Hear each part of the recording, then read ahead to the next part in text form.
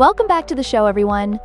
Today, we're diving into the intersection of ancient narratives and modern psychology. It's all about how stories, like the incredible journey of Prophet Musa, can really teach us about confidence, spiritual growth, and empathy. Who doesn't love a good story that can change your perspective, right? Oh, totally. It's like podcasting has this magical quality that makes learning so much more engaging. I mean, compared to traditional methods, don't you think it keeps listeners hooked for way longer?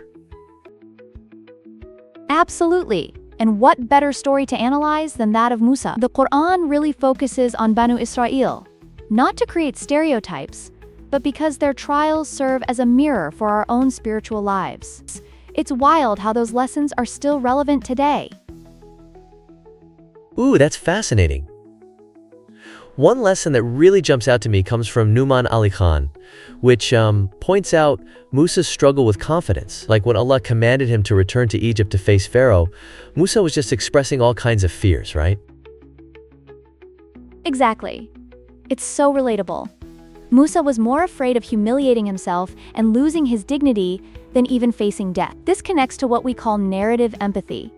When we hear about his anxiety, it fosters empathy because we recognize those same pressures.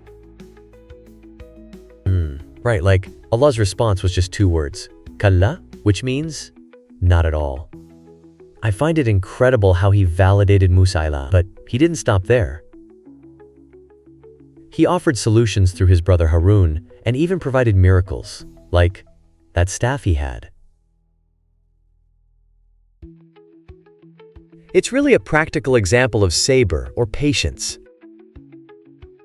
Yes, and here's the thing. Sabr isn't just some passive waiting game. It requires active engagement with life's challenges. Think about Saul's smaller force facing Goliath's massive army and standing firm. There's real imagery of resilience. Wow, that's a powerful analogy.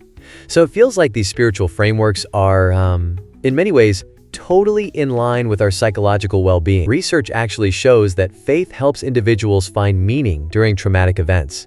Isn't that just mind-blowing? It really is.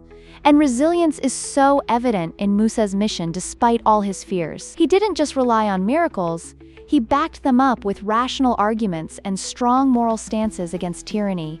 It was a combo pack of faith and logic. Right? And before we wrap up, I really must mention the collection of supplications.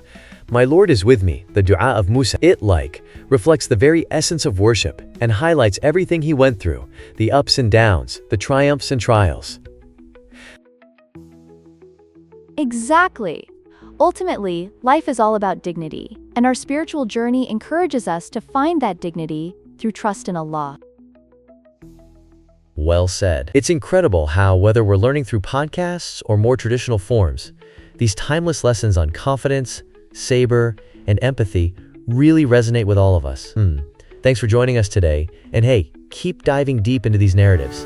There's so much more to discover.